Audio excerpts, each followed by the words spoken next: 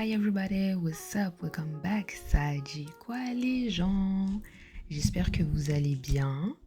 Aujourd'hui, on se retrouve pour le 15e jour du Olive Makeover Marathon Challenge. Et aujourd'hui, je te demande de laisser à Dieu le contrôle.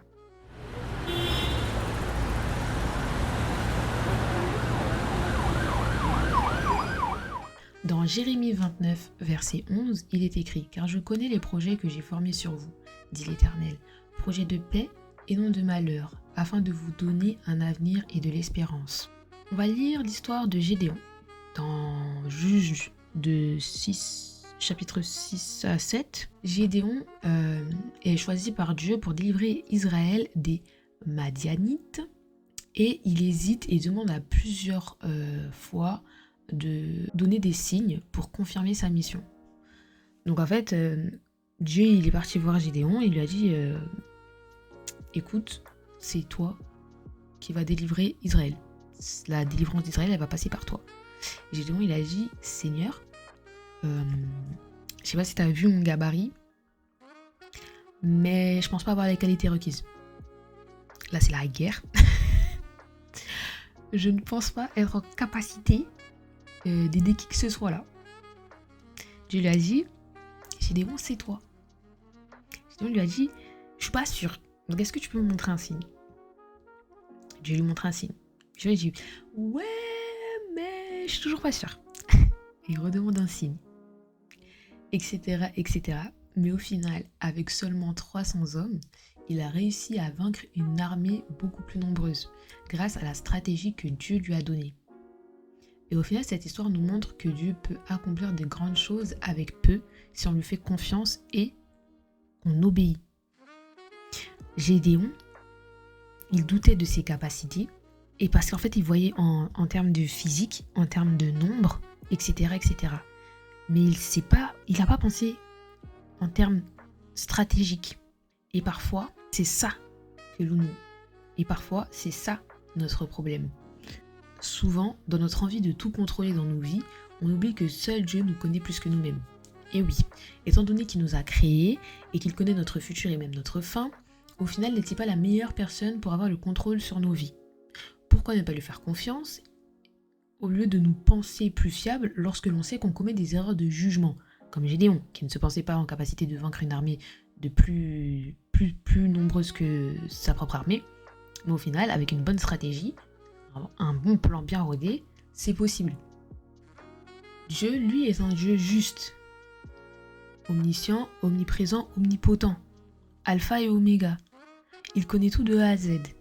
Comment nous, simples mortels, on refuse de lui faire confiance quand il sait tout de nous, alors que nous, on manque cruellement de connaissances, et surtout en termes spirituels. Il sait ce qu'il nous faut, pourquoi il nous faut et comment il nous le faut. Voilà pourquoi on doit lui faire confiance et lui laisser le contrôle.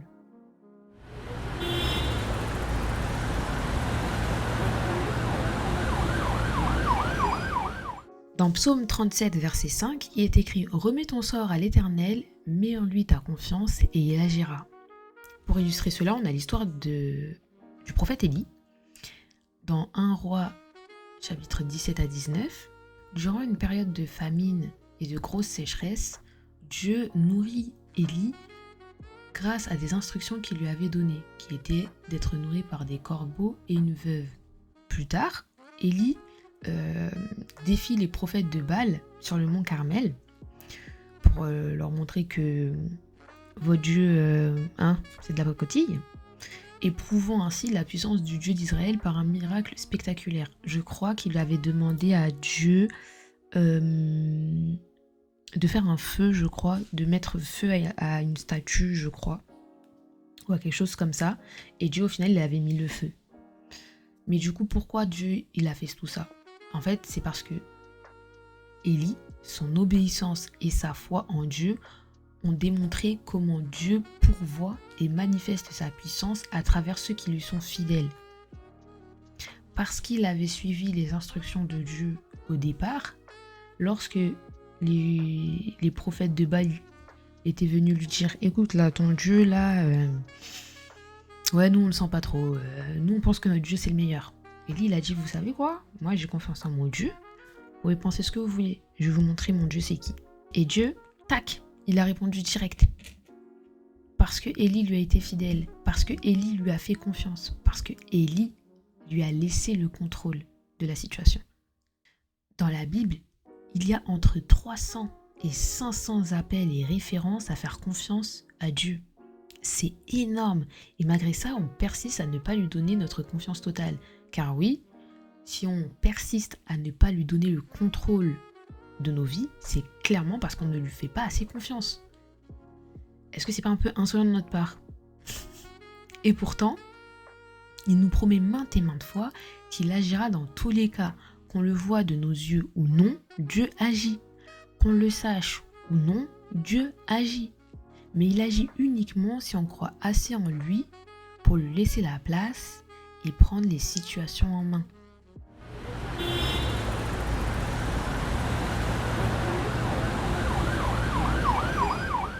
Dans Proverbe 3, 5 à 6, il est écrit « Confie-toi en l'Éternel de tout ton cœur et ne t'appuie pas sur ta propre intelligence.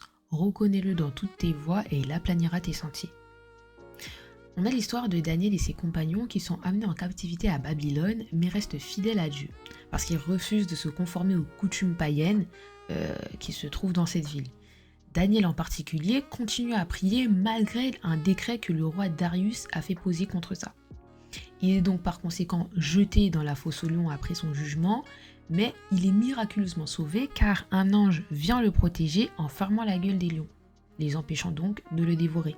Cette histoire démontre la protection et les bénédictions de Dieu lorsqu'on lui laisse le contrôle. Ce que l'on voit souvent en lisant la Bible et en décidant de lâcher prise, c'est que lorsque l'on fait cela, on éprouve un sentiment de paix parce qu'on sait qu'on a remis nos fardeaux entre les mains du meilleur qui est notre créateur. C'est comme aller chez votre coiffeuse préférée, vous savez qu'elle vous fera toujours la meilleure coupe parce qu'elle a une expertise, elle connaît vos goûts parce que vous revenez à plusieurs reprises et par conséquent vous lui faites confiance. Le lâcher prise permet aussi de relativiser sur le fait qu'en réalité, vous n'avez le contrôle sur rien. Donc pourquoi ne pas donner vos peurs, vos angoisses, vos inquiétudes sur des situations dans votre vie à Dieu et lui dire Seigneur, moi je contrôle rien. Je sais que là j'ai pas la main. La seule façon que je peux contrôler les choses, c'est de choisir comment réagir. Et ma réaction, ça va être de te laisser faire. Je te laisse faire. Et vous allez voir à quel point Dieu fait les choses.